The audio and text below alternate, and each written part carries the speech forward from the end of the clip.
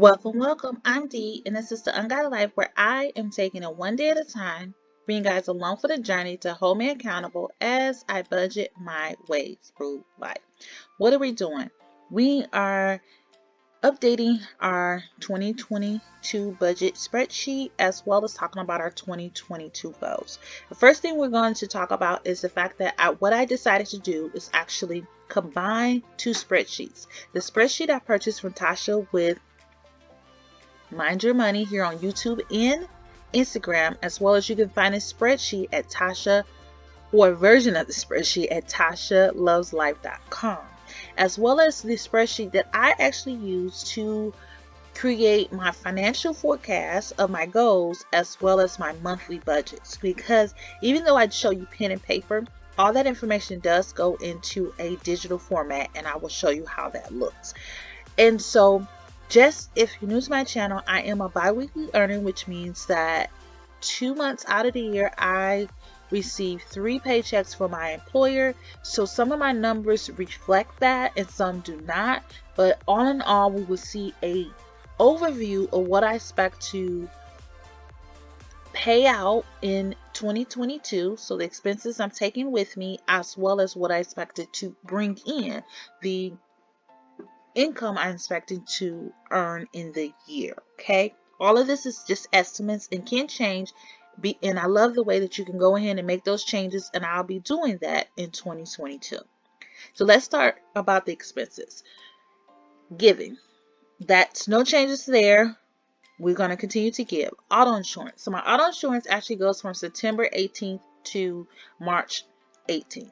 So I will be getting notification about some changes, and then hopefully it goes down, especially because my plan is to combine this with another insurance now that I know the full amount that I would need to pay for that particular insurance, and we'll get into that below. Additionally, the age of the account. As I continue with this auto insurance provider, which is Progressive, hopefully the amount goes down as the age of the account, as well as the ticket and the inexperienced driver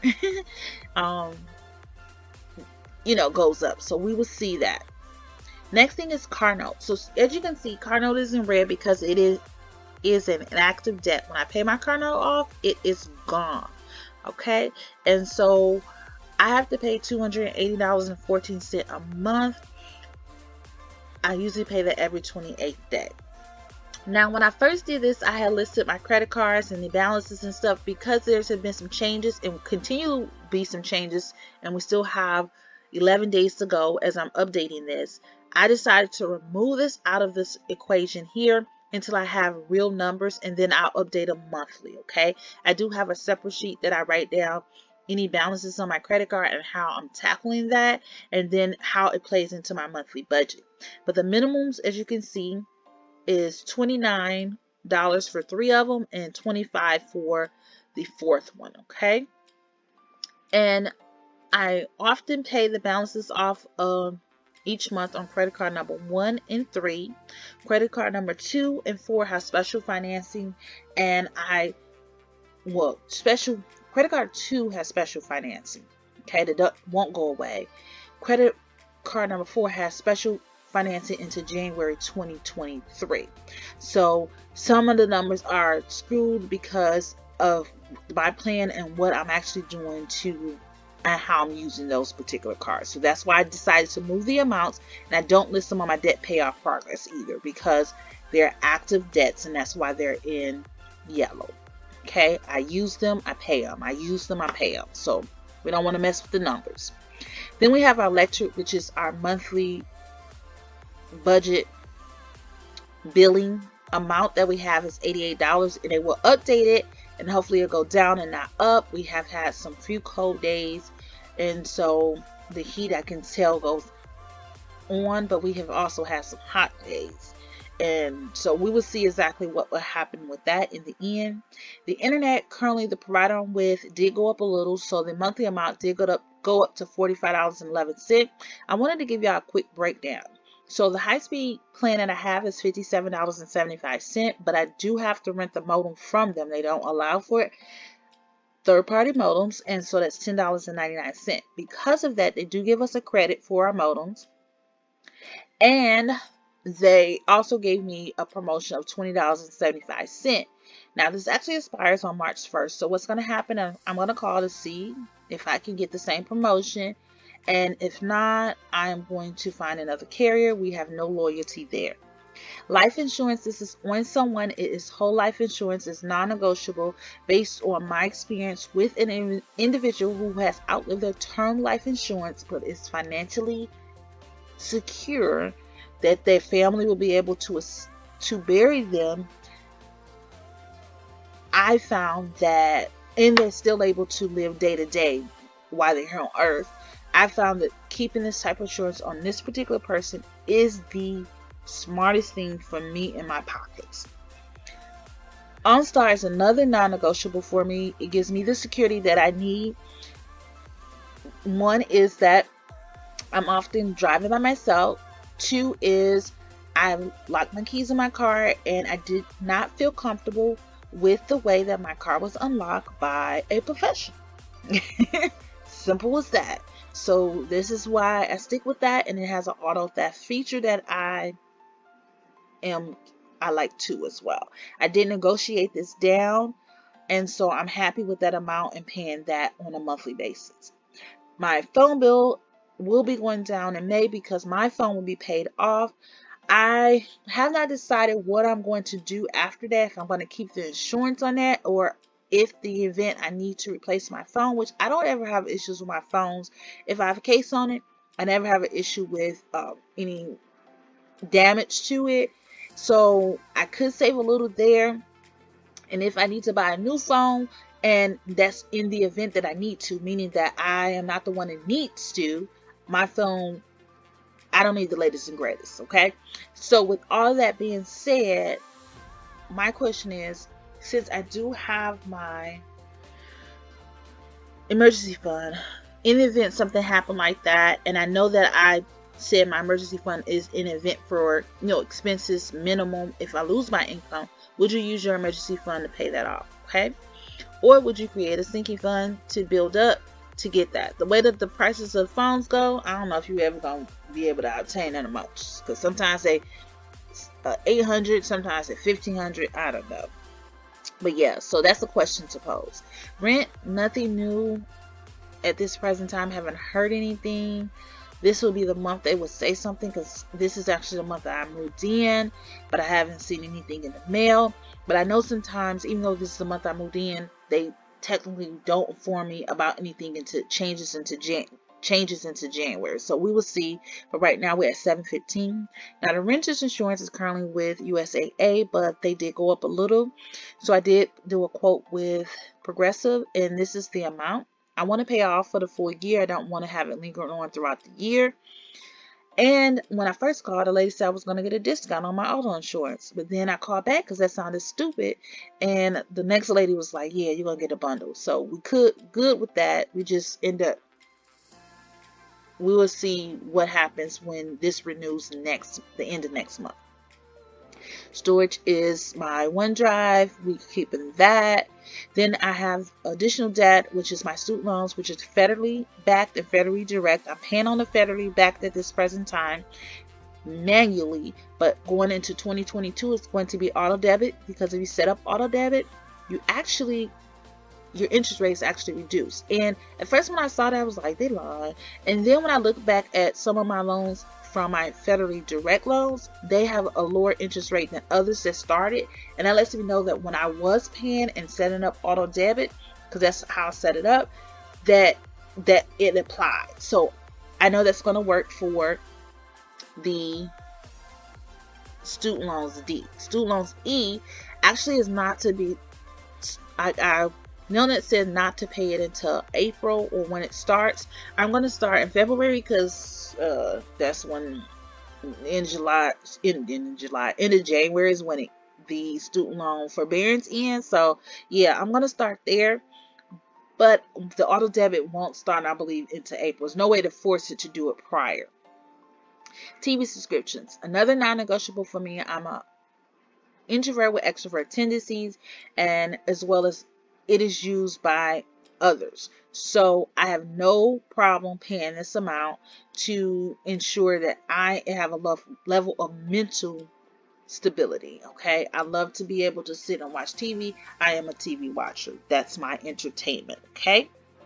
Value personal property insurance is with USAA. I'm paying $39 for the year, so I'll pay it in the beginning of January. I was going to get rid of that, and then I decided not to because, to be quite honest, this insurance has helped me out when I lost my earrings in the park.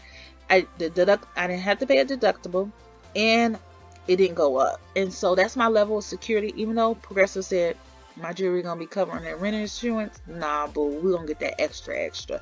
So we're good with that. Water is variable. Right now I have it set at $50. It's just me. Today is the first day I actually ran my dishwasher in probably 3 months. Hopefully they don't cause that issue I was having before with them ants. But yeah, I had to go do it because I'm trying to stretch out my manicure, and I am rough with my hands, y'all. I don't know why I used to get my nails done so much, because I am washing dishes without gloves. I am opening stuff with my nails. Like, I'm rough with it. Okay. So yeah, so we will see how hard I can stretch this out. Extra debt payment is a line item because when we do our monthly budgets, whatever is remaining is going to go towards that. Some new things: gym membership. Oh my goodness, Steve, what are you doing? You're never going to get out of debt because you're paying gym membership and you can work out for free. And you're right, I can work out for free, but you don't help me do nothing. I have found that I need a sense of community when it comes to losing weight. And yeah, I joined the gym. Now, I joined it through my healthcare provider, so I'm not on a contract. I can stop it and start it when I want to. But that is the monthly amount, and I'm going to stick with it until I lose weight. So something else has to bite the bullet at this point, because not only is it going to help me physically, but mentally. Okay. So I have 3 annual subscriptions, but only 2 I'm actually going to carry over, which is BJ's, which I renew in May through the military discount. And then the other is Google Drive. Emergency fund, I want to still continually contribute to that, so that's going to be $50. Envelope system has changed. Now we have gas, food, household, and personal. So second line out of food is switched over from groceries because I felt like I was placing chains and restricting myself, and it was causing me some mental anguish. So with that being said, we're going to say food. I'm a single person. I don't have to cook for anyone, and some days I want to cook and some days I don't. So yeah, that's where we're at with the food budget. Household has made its appearance back into the envelope system because it wasn't sinking much. I was spending it as it was coming in. So let's move it back to the frequent flyer card, should I say. Then we have our sinking funds. So now the sinking funds: car maintenance, pop-up, property, or self-care, better known as Savannah, Papa, The Sandlot, and Me, Myself, and I. The only difference, I believe, from the last time I checked in was Papa. Papa got a raise, y'all. I found that I want to be able to save some as well as give some to him because he's not working and I don't want him to deplete his savings, his mini savings. So yeah, that's where we at with that. So we're good in the hood with that. So based on these estimated numbers, this is what I'm expected to pay out in each month in 2022. So let's talk about the income. So the income is based on the minimum I'm going to receive from my employer, a stipend, and the expected variable income. So based on that, that's $49,329.68. Though we did receive notification that my employer wants to extend our contract, I do not account for any bonuses, nor do I account for any raises because I don't know the actual numbers and the adjustments. So when it comes in, that's when we will account for it, okay? Based on this number and the expenses, this is the amount that's saying that is remaining to be used to go towards debt. This is the number that I'm paying attention to help me determine if I'll have enough to be able to pay off my car in 2022. I may have to do a lot of hustle, so maybe hustle 2022. But we're going to find a way to make sure that this number matches the number to help me reach my goals. So let's talk about that. This is the financial forecast tab. In there, it talks about my goals of 2022. Usually I show you only the financial side, but I broke it up this year to give myself comfort and to give myself range, okay? I want a rounded D, but not like a rounded like apple or nothing, extra weight. But I want a well-rounded 2022. So the first thing is a financial goal, which is to pay off my car loan. And from my last video, we know that the amount is $10,075.80. And then we have a health goal, which is to lose 20 to 25 pounds and maintain that goal weight. Then we have a spiritual, or I guess a religion goal. I don't know. Yeah, growth goal. And that is to read 4 Christian books, which I can see, that happening because I am part of a Bible study and we try to read one book a quarter. But we will see how that goes because things happen. And I tell you, the third and fourth quarter is a struggle for us because people like to travel. Then a next goal is a personal goal, is to become active in a meetup group. I need to build more networking relationships, especially in a field that I want to get in. I feel like I don't have enough individuals or examples, and I'm looking for a mentor. So I am part of some meetup groups. I need to go ahead and clean that up and choose meetup groups that meet my personal needs. Then the last thing is my professional goal is career development as well as new positions. So promotion. I'm looking for promotion into my life when it comes to where I'm at with my career. When I look at these goals, I do break them up quarterly and look at each of these goals in a monthly way to see if I'm obtaining any of these. So by the end of the year, I can say I met them all. Okay. The next and last tab is the monthly tab. So right now I have it set up for January. And basically what's happening is I list all of the income that comes in the budgeted column. So this is the beginning of the month I do that. And then as the money comes in, I list it here. So these are all of the income types and sources I can receive money from. And I make sure that I am putting that information in when it comes in. The next section is expenses. So the expenses that we see in the first tab, they appear here. So these are all of the expenses, and then some of the due dates based on their activity in 2021. Some of mine are fixed anyway, so it's really easy for me to transfer. Some of them move around often, like phone bill, water, and cable move around 1 or 2 days, so either go up or down. Electric can go up 4 or 5 days or down 4 or 5 days, depending on how the electric company sets that up. So that's why I put those dates here, and then I'm listing them all each month, regardless if they have an amount, just so I know that this is what we're looking at. Okay. Then what I do is when I know that I'm receiving a particular paycheck, I put the dates here, and then I take those dates, I take those highlighted colors, and I highlight the expenses so I know exactly what should be coming out. So when I do my income breakdowns, that's why I know exactly what comes out when. Okay. Then after I talk about my expenses, I talk about my discretionary income, which I break it down in envelope system and sinking funds. As you can see, those same categories from the first tab is listed here.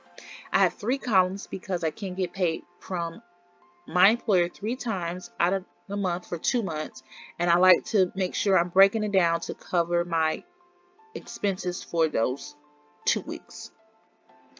Then the total here actually goes over here to where it says envelope system budgeted amount, and then when I'm do my income breakdown, I put the amounts here. I calculate it, and then it goes here. Then I do the same thing for sinking funds. As you can see, they're listed in their respective names with their respective columns, and it does the same thing. It goes over here. Then we have our miscellaneous expenses. So we have an area for savings, so what I plan to spend and what I actually spent, and that goes up here. Then for giving is what I budgeted and what I actual, and now given in the expenses actually goes into my fixed and variable section. So when I put amounts there, that is updated here and here.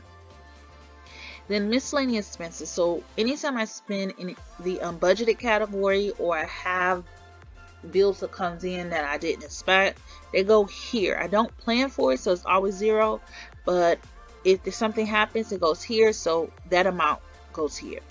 I always want the income that comes in and all of the expenses to come out to zero. So the expenses minus income needs to be zero, and this is what I look for here. When it's not there, I notate why it's still a number there and what I plan to do with that. Because sometimes what happens is I don't budget all of it, and it sits in the buffer in the unbudgeted category for a certain time until it gets a place. I always, for each tab for my month, show my goals, so I, one, can be reminded of the goals while I'm doing this, and then two, to highlight when I've actually reached those. So yeah, so this is my 2022 budget and goals for the year. I hope this was helpful. I'm so glad that I was able to get this spreadsheet from Tasha.